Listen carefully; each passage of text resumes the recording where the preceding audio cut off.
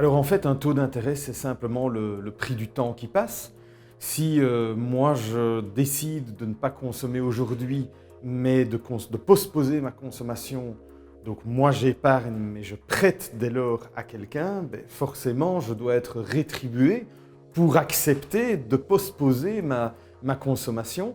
Et donc ça veut dire que d'un autre côté, celui qui emprunte aujourd'hui doit accepter de payer un taux d'intérêt pour pouvoir consommer aujourd'hui, c'est-à-dire qu'il prend quelque part l'argent ou il empêche quelqu'un de consommer aujourd'hui qui accepte de consommer plus tard. Donc finalement, le taux d'intérêt, ce n'est rien d'autre que le prix du temps qui passe. Alors le prix du temps qui passe, c'est d'abord l'évolution de l'inflation.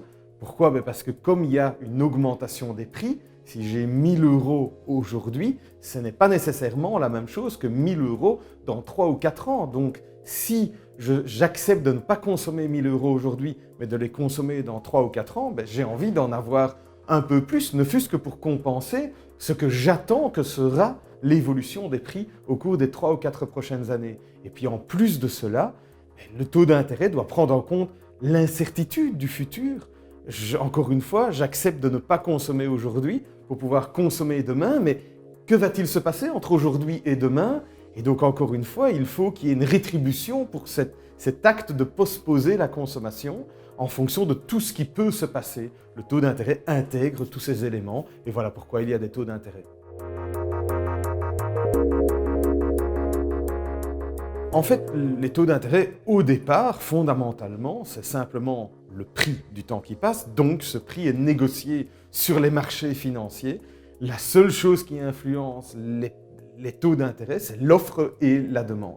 Maintenant, c'est quand même un peu plus compliqué que ça, parce qu'en plus de cela, on a quand même les banques centrales qui pilotent les taux d'intérêt. Pourquoi? Parce que la banque centrale, elle s'occupe de la masse de monnaie qui est en circulation. Et comment elle s'occupe de ça? En fait, comme c'est elle qui imprime les billets en quelque sorte, ou qui crée la monnaie, ça veut dire que d'autres acteurs vont venir emprunter cette monnaie que la banque centrale émet, et comme ils vont venir emprunter cette monnaie, ils vont devoir payer un taux d'intérêt qui est décidé par la banque centrale.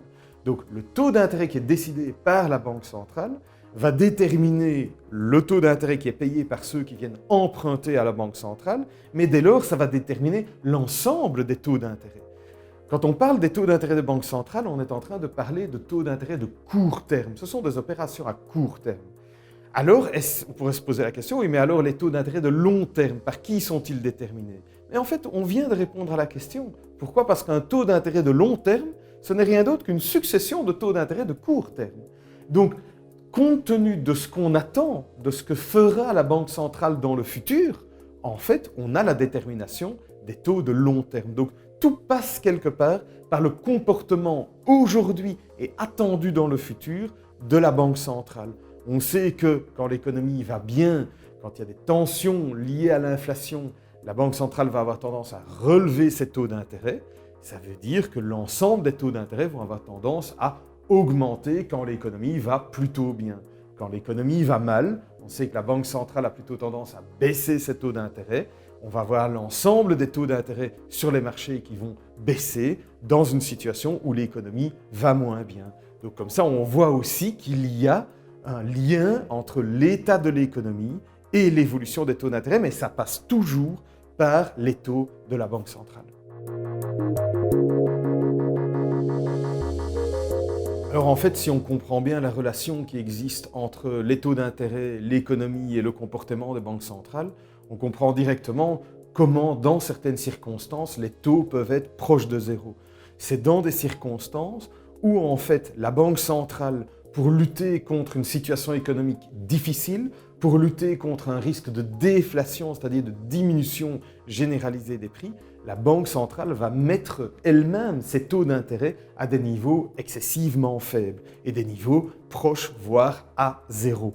En plus de cela, si les marchés, donc ceux qui offrent et demandent du taux d'intérêt quelque part, si les marchés considèrent que cette situation va perdurer pendant encore un long moment, forcément, ça va être non seulement les taux courts qui vont être proches de zéro, mais aussi les taux longs qui vont être proches de zéro. Ça veut dire quoi? Ça veut dire en fait si les taux longs sont proches de zéro. Ça veut dire simplement que celui qui prête son argent n'exige pas finalement de taux d'intérêt très élevés. Pourquoi? Parce qu'il se dit que comme l'économie est relativement faible, comme il n'y a pas de pression inflationniste, s'il a 1 000 € aujourd'hui, ou 1 000 € ou à peine plus que 1 000 € dans 5 ou 7, voire même 10 ans, c'est à peu près la même chose. Tout simplement parce qu'il n'y a pas de grand risque d'inflation. Et bien voilà une situation où dès lors, on va avoir des taux qui sont proches de zéro. Donc encore une fois, c'est totalement lié à la situation économique aujourd'hui et celle qui est attendue, et donc la réaction normale